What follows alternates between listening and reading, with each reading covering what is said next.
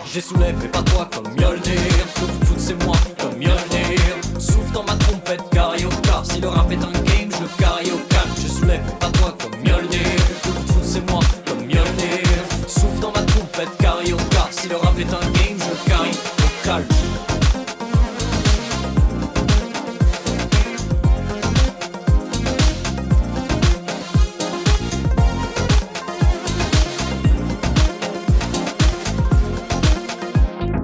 Bonjour à toutes et à tous et bienvenue dans ce nouveau podcast des artistes par le Far West. Aujourd'hui, Rodolphe a le plaisir de recevoir le rappeur Andrei. Salut Andrei. Eh bien le bonjour. Comment ça va? Ça va très bien et toi? Bah écoute, ça va très bien, c'est un plaisir de te recevoir.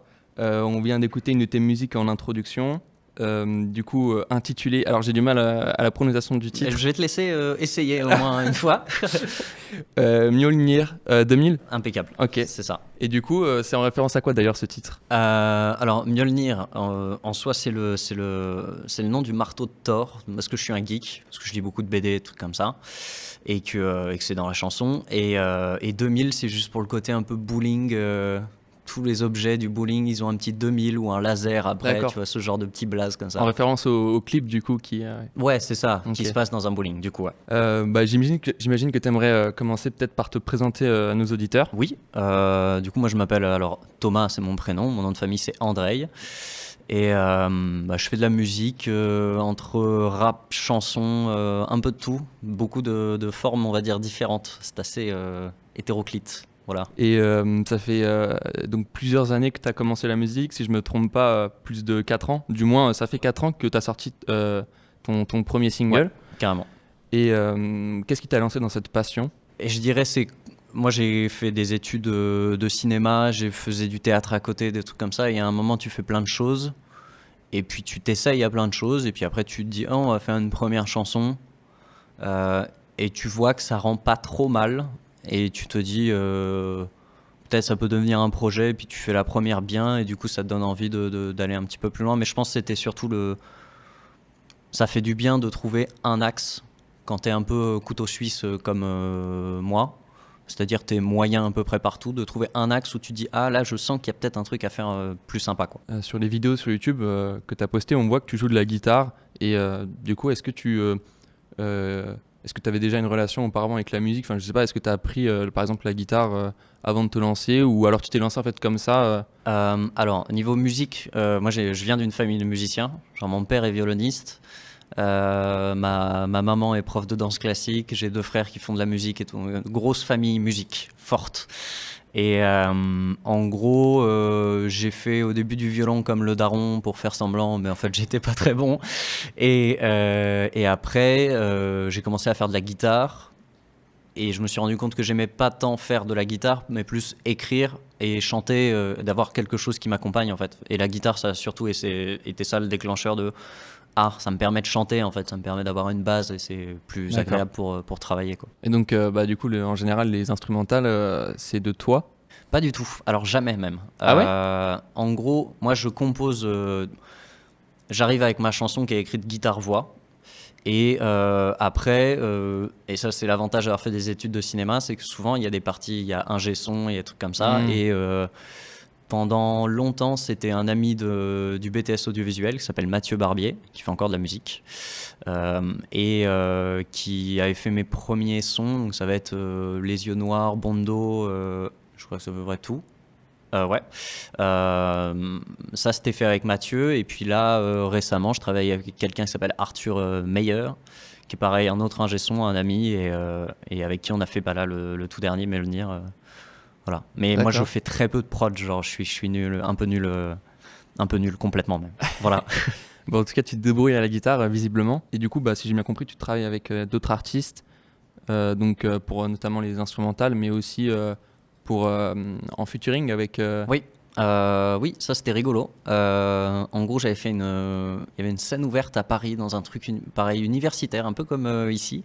Je sais plus c'était où exactement, parce que j'ai une mémoire très courte. Mais c'était une scène ouverte, et j'y allais content et tout. Je me dis ça va être bien, et puis t'as peut-être ta chance Thomas. Et puis après je vois du coup Balidou qui s'appelle Agnès, qui a complètement pulvérisé tout le monde, moi y compris. Je me suis dit, bon, bah, c'est pour elle. Et elle chante juste terriblement bien, on s'est très bien entendu. Et puis je trouvais que la chanson du coup sur laquelle on a travaillé, Cage, méritait une voix féminine, que ce soit pour juste l'ambiance musicale ou même pour le propos et tout. Je trouvais ça cool d'avoir un peu ces deux versions-là, quoi. Bien sûr. Du coup, alors je sais pas, tu te positionnes donc en quelque sorte dans le rap, mais tu arrives aussi à t'en distinguer. T'as trouvé en quelque sorte ta touche personnelle, si je peux me permettre, ton identité artistique, parce que tu rappes et tu chantes sur des instrumentales du coup assez organiques, acoustiques, tu l'as dit, avec de la guitare, par exemple, ou même des violons, comme dans ton premier titre, il me semble. Ouais. Et on retrouve du coup pas du tout le schéma classique de l'instrumental de trap qu'on trouve partout. Et en fait, je trouve du coup que tu es à cheval sur plusieurs styles de musique, ce qui me pousse à te demander d'où est-ce que tu tires tes principales influences musicales. Pareil, je vais revenir à la famille, mais par exemple, tu parles des violons. Typiquement, c'est mon papa qui est venu. Et pareil, Les Yeux Noirs, à la base, le thème, en soi, c'est pas une composition originale. Les Yeux Noirs, c'est un vieux thème Zigan qui existe depuis, genre Django Reinhardt, il l'a repris et tout. Tu vois, c'est un truc qui date. Il y a même plus d'auteur à ce truc-là, tellement ça fait longtemps, quoi. Et je pense qu'il y a une part acoustique dans la musique que je fais qui me plaît beaucoup et qui est un peu liée à ce que je fais, parce que quand tu composes guitare-voix, après quand tu essaies de poser ça avec une instru, avec une vraie prod, en fait tu pourras toujours essayer de t'en éloigner, mais ça va paraître faux si jamais tu vraiment casses toutes les fondations et que tu poses juste une grosse prod comme ça. Souvent ça fait moche. Et c'est pour ça que je sais jamais trop où situer, surtout par rapport au rap en fait. Autant en chanson on va dire que je suis plus à l'aise, j'ai un côté, c'est plus naturel pour moi.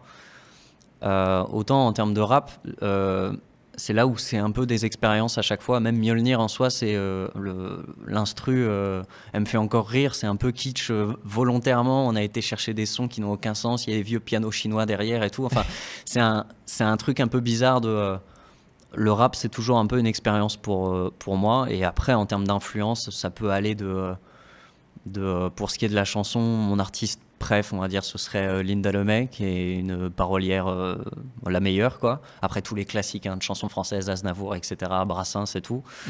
Mais Linda Lemay, je dirais que c'est vraiment le numéro 1. Et puis après, en rap, ce serait du Nekfeu, Orelsan, un peu c'est des grands classiques. Hein. Ouais. Mais après, c'est ce que j'aime bien, quoi. Et quand on écoute les différentes musiques dans ta discographie, on retrouve plusieurs états d'esprit. Des musiques sont touchantes comme Un homme à la mer ou encore Cage, du coup, tu en as parlé tout à l'heure. D'autres sont beaucoup plus du coup, dans un délire freestyle, un peu plus, je dirais, second degré, peut-être comme Bongo, ou du coup encore dans ton récent titre, dans ton dernier titre. Oui, tu peux dire le nom. J'ai mis, t'as tout pris. Dans ton récent titre que tu as sorti, enfin voilà, celui dans...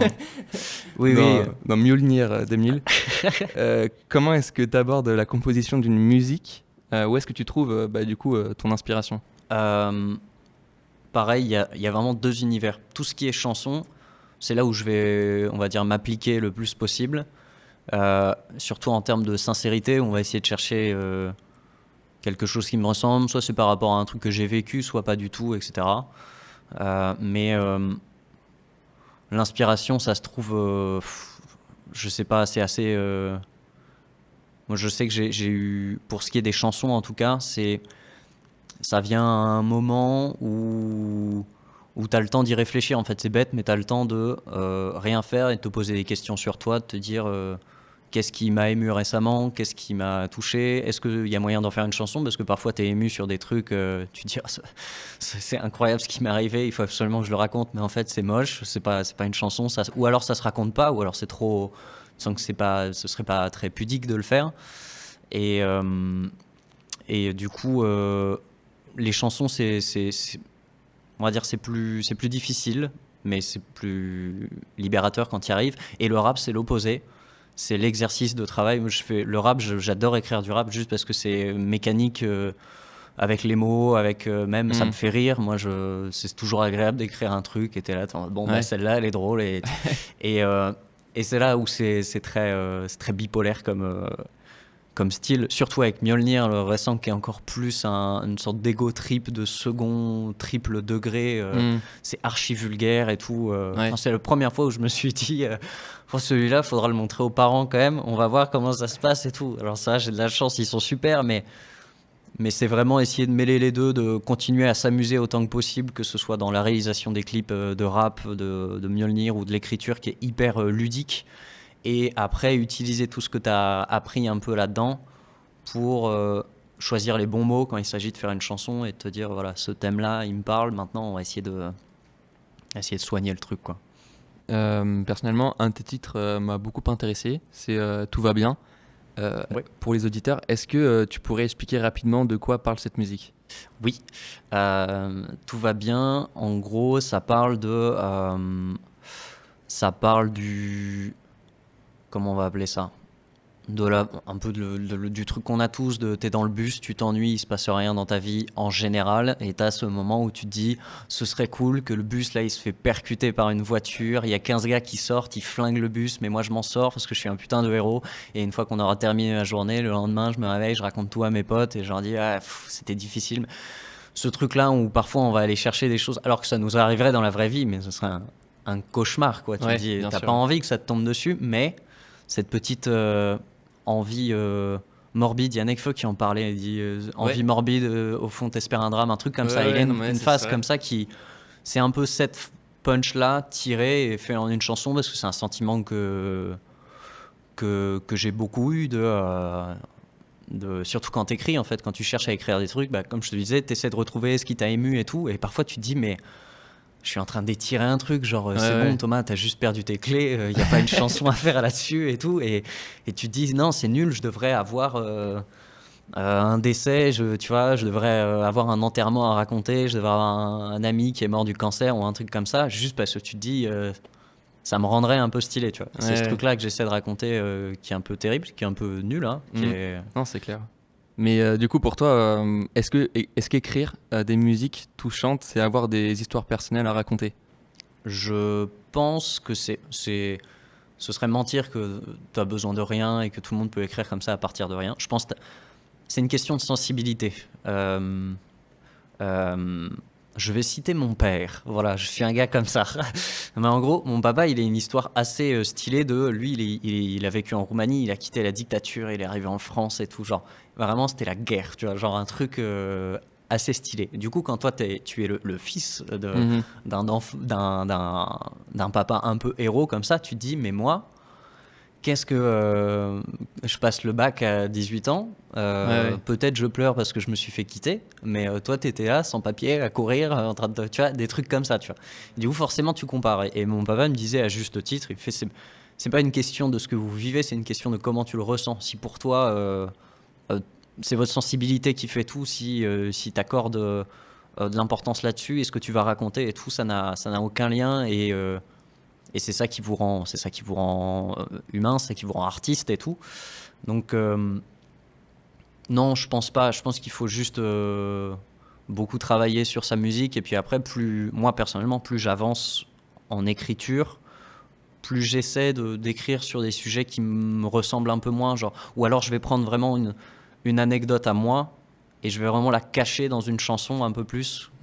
Ça, je me dis, ça parlera peut-être à plus de monde, sera peut-être un peu plus universel.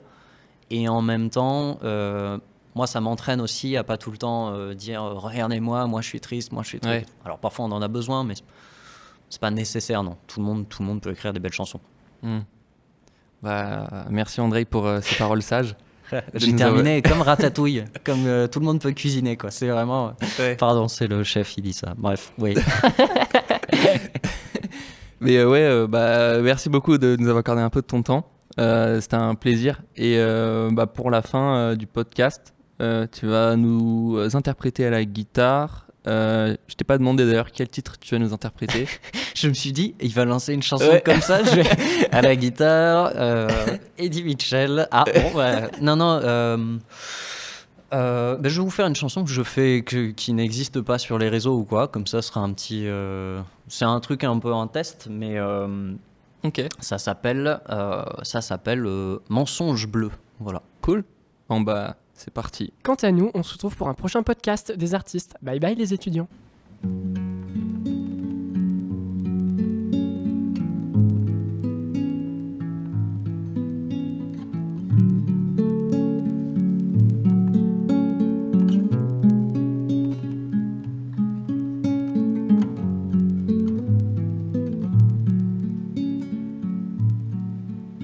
Sur une plage de papier, des vagues d'encre forment un rivage. Je vis de mes pensées, mais j'alourdis la page. Elle est impossible à tourner. Je lui ai donné trop de poids. Elle ne fait que déborder.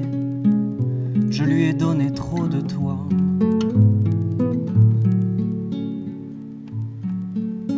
J'ai de l'encre sur le cœur, à trop avoir écrit. Mes larmes ont la couleur du bleu de la nuit.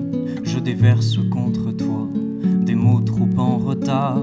Je chante car je ne sais pas comment te dire au revoir. J'ai écrit sur toi, sur tes lèvres, sous tes yeux, tout le long de tes bras, jusqu'au bout de mes doigts. Je m'écris pour que tu ne m'oublies pas. Je m'écris pour que tu ne m'oublies pas.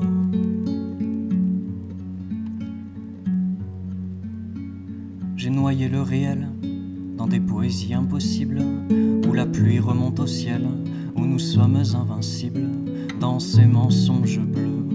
J'ai tout confondu, je suis tombé amoureux d'une fille que tu n'es plus.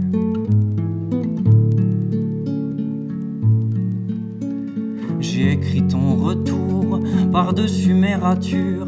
J'ai noyé notre amour dans mes écritures. Mais il y a des mots qui hurlent, qui éclaboussent mes fautes, des je t'aime qui brûlent quand ils sont dits pour un autre.